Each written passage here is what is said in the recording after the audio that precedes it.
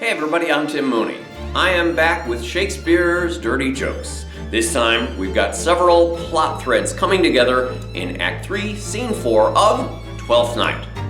As you probably know by now, my recent experience performing Breakneck Twelfth Night surprised me with the number of dirty jokes Shakespeare piled up in this show, and so I thought it would be a good idea to collect them all in one place, if only because finding the smutty humor in Shakespeare is the most reliable way to get young minds interested in studying his work at length.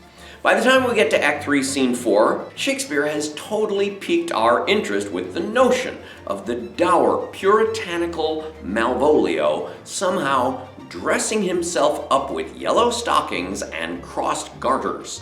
To be clear, the typical Puritan wardrobe tends to be black. Boring almost for the sake of being boring, because being colorful or lavish or stylish or in any way drawing visual attention to oneself is generally seen as radical, indulgent, or even sinful. Shakespeare set us up with the old rule of threes that dictates so much of the humor we've become accustomed to.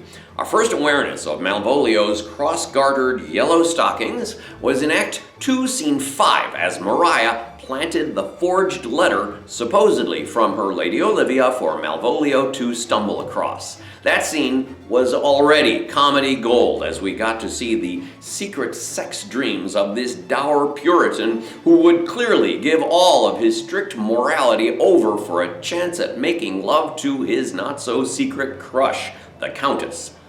The fact that he might also marry up to become the Count certainly doesn't hurt either. Then, in Act 3, Scene 2, Maria bursts in to inform Toby that Malvolio has indeed donned the absurd cross-gartered yellow stockings, and oh, will the Countess Olivia respond, probably striking Malvolio just for the audacity of it. But for the moment, these first mentions of those yellow stockings remain funny in our imagination only. It's a hilarious concept on paper, but Shakespeare was not only a brilliant dialogue writer, but also a genius who saw the events of human interaction in vivid colors and 3 dimensions. And here, as in all good comedy, the third time pays for all. He actually shows up parading ridiculously in this astonishingly absurd outfit. This scene gets the loudest laughs of the show, and for good reason. It is an outrageous juxtaposition between what Malvolio pretends to stand for, sobriety, dullness, and complete lack of amusement, and what he unveils with the slightest encouragement. It's flamboyant, it's sexually ambivalent, and it's got just a hint of sadomasochism bubbling underneath. After all, the drab Malvolio is not only displaying his legs, but mincing and preening, parading them around with a screamingly loud color, all the while binding them in a way that seems reminiscent of leather whips and chains. And yes, some productions really do go full Bondage style with this. And as much as Olivia tries to get Malvolio to put that cork back into his bottle, he just does not get it. He has been so gulled by the letter that Maria wrote, nothing that Olivia can say is anything but a turn-on for Malvolio. She calls this a sad occasion. She asks what's the matter with him. But most hilariously, she tries to send him to bed, assumedly to rest and recover his wits. But he can only hear this as an invitation for him to go to bed with her. Once again, not puritanical whatsoever. And by the way, you don't need to know anything about the Puritans of that era to get this joke.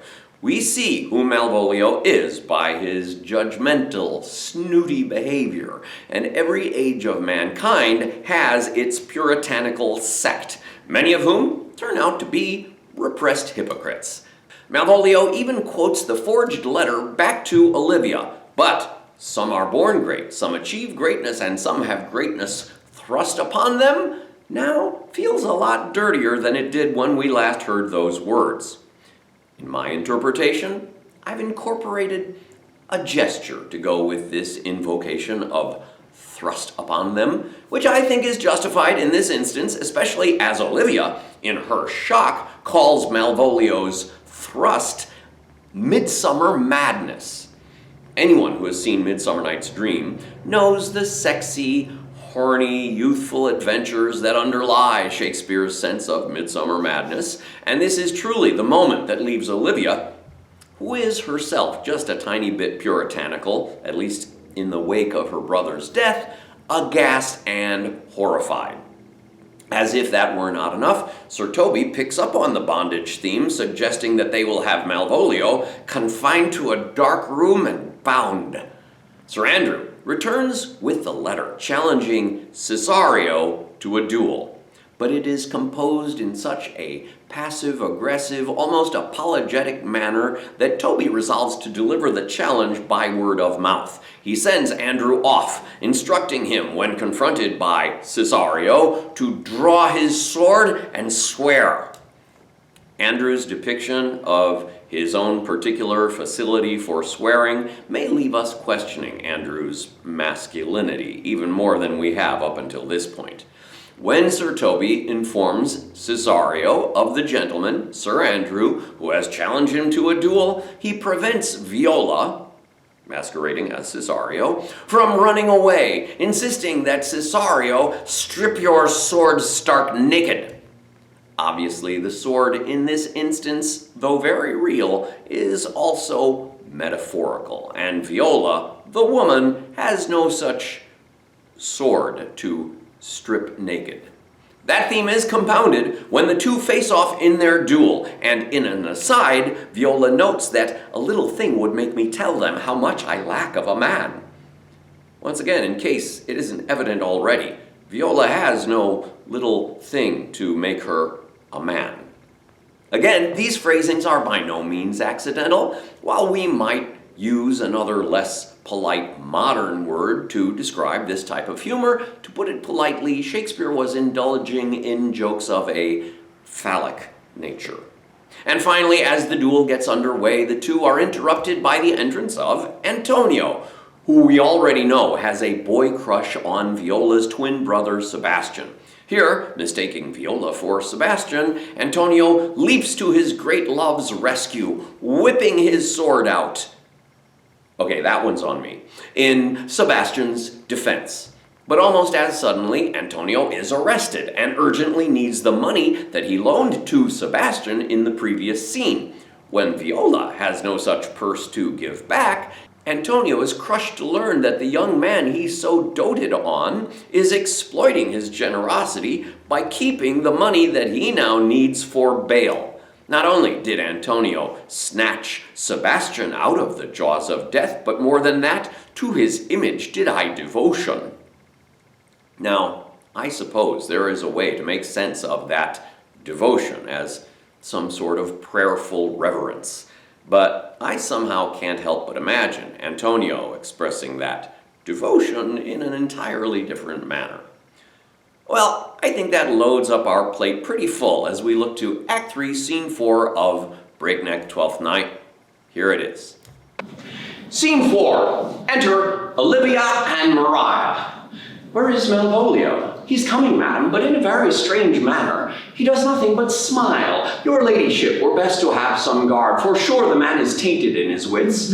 Go, call him hither. Maria exits, returning with Malvolio. Why, how now, Malvolio?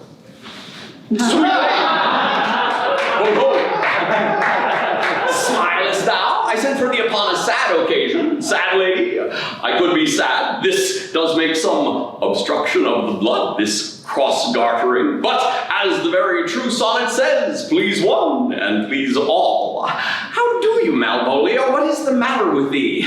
Not black in my mind, though yellow in my legs. Wilt thou go to bed, Malvolio? To bed?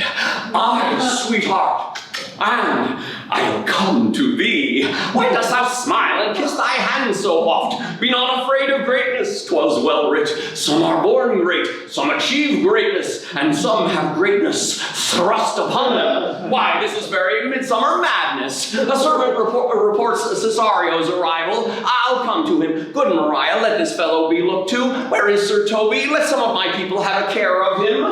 Oh, no worse man than Sir Toby to look to me. And when she went away now, let this fellow be looked to. Fellow, not Malvolio, not after my degree, but fellow. Why, this all adheres together, that no dram of a scruple, no scruple of a scruple, nothing can come between me and the full prospect of my hopes. Well, Jove, not I is the doer of this, and he is to be thanked. Re-enter Maria with Toby and Festi. Which way is he? If all the devils of hell possessed him, yet I'll speak to him. Here he is. How is it with you, man? Go off, I discard you. Let me enjoy my private. Go off. How do you, Malvolio? What man? Defy the devil. How dost thou, Chuck? Go hang yourselves all. You are idle, shallow things. I am not of your element. You shall know more hereafter. Malvolio exits, leaving Festi to observe ironically, if this were played upon a stage now, I could condemn it as an improbable fiction. Come, we'll have him in a dark room and bound. Re-enter Sir Andrew with the letter of challenge. Toby reads it aloud. Youth, thou art but a scurvy fellow. Thou comest to the Lady Olivia, and in my sight she uses thee kindly. I will waylay thee going home, where if it be thy chance to kill me, thou killest me like a rogue and a villain. Thy friend and thy sworn enemy, Andrew Aguecheek. I'll deliver the letter. Go, Sir Andrew. So soon as thou seest him, draw and swear a terrible oath with a swaggering accent. Away! Nay, let me alone for swearing. Now, this letter comes from a clodpole, but I will deliver the challenge by word of mouth, and put the gentleman into a hideous opinion of his rage. This will so fright them both, they will kill one another by the look like cockatrices. The conspirators withdraw as Olivia enters with Viola. Hold here, wear this jewel for me. 'Tis my picture. Refuse it not, but come again tomorrow. What shalt thou ask of me that I may give? Nothing but your true love of my master. How can I give him that I have given you? But come again tomorrow. Fare thee well. A fiend like thee might bear my soul to hell. Toby and Festi double back. Gentlemen, God save thee. And you too, sir. That defense thou hast, betake thee to it. What wrongs thou hast done him I know not, but thy bloody interceptor attends thee at the orchard end. You mistake, sir. I'm sure no man hath quarrel with me. If you hold your life at any price, betake you to your guard. I shall return again into the house to desire some conduct of the lady. I am no fighter. Sir, no, get you on and give him his desire. Strip your swords stark naked. I beseech you to know what my offense to him is. I'll do so. Signor Festi, stay here with this gentleman till my return. I pray you, sir, know you of this man? He is indeed, sir, the most skillful, bloody, and fatal opposite you could possibly have found in Illyria. Will you walk towards him? I will make your peace with him if I can. I shall be much bound to you for it. Meanwhile, at the other end of the stage, Toby is priming Sir Andrew. Why, man, he's the very devil. I have not seen such a farrago. Excellent. I'll not meddle with him then. Aye, but he will not now be pacified. Pointing to where Festi is keeping Viola from running away. Festi can scarce hold him yonder. Let him let the matter slip. I'll give him my horse, great Capulet. I'll make the motion. Stand here. This will end without the perdition of souls. With the promise of Andrew's horse now in hand, Toby and Festi switch sides, with each assuring the other that they only need to draw their sword in a ceremonial display of honor. The two, terrified opponents, inch towards each other, each struggling to hold his quivering sword erect. Pray God defend me. The little thing would make me tell them how much I lack of a man. Pray God he keep his oath. Suddenly, Antonio enters, seeing what he believes is his beloved Sebastian being attacked. Put up your sword. If this young gentleman have done offense, I take the fault on me. I for him defy you. Why, sir, what are you? One, sir, that for his love dares yet do more than he will. Enter several officers. Antonio, I arrest thee at the suit of Count Orsino. You do mistake me, sir. No, sir, I know your favor well, though now you wear no sea cap on your head. Take him away. I must obey, turning to Viola. Me necessity makes me to ask you for me purse. You stand amazed, I must entreat you for some of that money. What money, sir? For that kindness thou hast showed me, I'll lend you something. My having is not much. Hold, there's half my coffer. Will you deny me now? Can it be those kindnesses I have done for thee can lack persuasion? I know of none, nor know I you. Come, sir, I pray you go. This youth I snatched out of the jaws of death, and to his image did I devotion. Thou hast, Sebastian, done good feature shame. Come, sir, the man grows mad. Come, sir, I pray you go. Lead me on. He named Sebastian. I, my brother, know, yet living in my glass. Prove true, imagination, oh, prove true, that I, dear brother, be now ta'en for you. A most dishonest, paltry boy, denying his friend in necessity, and for his cowardship. I'll to him once again and beat him. Do cuff him soundly, yet never draw your sword.